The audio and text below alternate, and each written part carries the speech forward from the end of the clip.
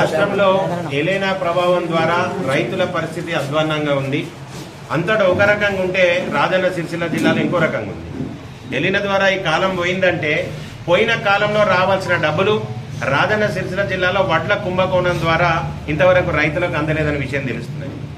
అదే రకంగా వేములవాడ నియోజకవర్గాన్ని చూసినట్టయితే మల్లారం, మరిపల్లి, నూకలమర్రి రైతులు నిన్నటి రోజున నిరసన వ్యక్తం చేసినారు. మరి ఆ నిరసన వ్యక్తం చేసిన దానికి బాధ్యులు ఎవరు? ఈరోజు ప్రభుత్వానికి వాళ్ళు వడ్ల నమ్మింది, మరి ప్రభుత్వం వాళ్ళకు డబ్బులు చెల్లించాలి. మరి ఆ బాధ్యతను విస్మరిస్తూ మూడో వ్యక్తుల మీద పెట్టి రైతులకు అన్యాయం చేస్తున్నారు.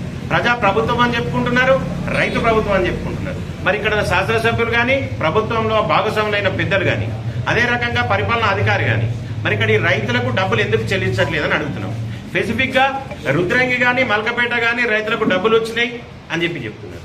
అదే రకంగా మరిపల్లి, మల్లారం, నూకలమర్రికి ఎందుకు రాలేదన్న దాన్ని తెలియజేయాలి. దీనికి బాధ్యులు ప్రభుత్వం.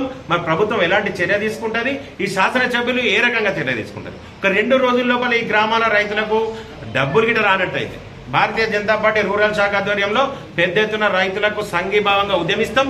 వాళ్ళ డబ్బులు ఇవ్వకపోతే రోడ్డు మీద వస్తాం. వాళ్ళకి డబ్బులు ఇచ్చేంత వరకు పోరాటం చేస్తామని మీ ద్వారా తెలుస్తుంది. భారత్ మాతకి